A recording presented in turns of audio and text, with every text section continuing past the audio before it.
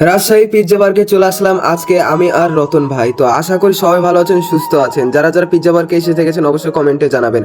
তো আমি আর রতন ভাই চলে আসলাম আজকে পিৎজা বার্গে পিৎজা টেস্ট করতে। তো পিৎজা অনেকদিন আগে খাওয়া হয়েছিল কিন্তু ভিডিও বানানো হয়নি। তো আজকে আমি আর রতন ভাই চিন্তা ভাবনা করলাম আজকে পিৎজাটা খেয়ে আমরা সুন্দরভাবে একটা ভিডিও বানাবো। তো এই ভিডিওটা আপনারা যারা যারা দেখবেন এবং লাইক দেবেন এবং শেয়ার দেবেন, আর আমার এই পেজটাকে অবশ্যই ফলো করবেন, চ্যানেলটা অবশ্যই সাবস্ক্রাইব করবেন।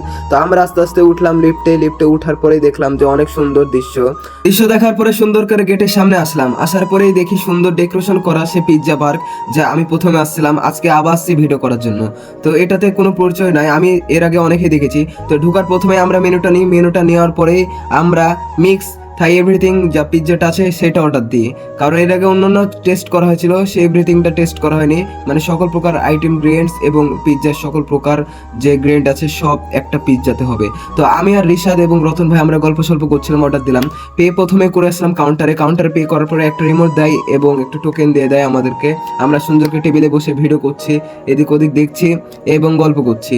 তো গল্পের আশেপাশে অনেকে সাইডে ছবি তোলার খুব সুন্দর ফ্রেম করেছে। তো ফ্রেমে সবাই ছবি তুলছে, আনন্দ করছে, ভালো লাগছে সবাই এখানে যাওয়া আসা। এবং এদের যে ওয়েটারগুলো আছে এরা অনেক সুন্দর ব্যবহার এবং অনেক নম্র, খুবই ভালো লাগলো সে ব্যাপারটাতে।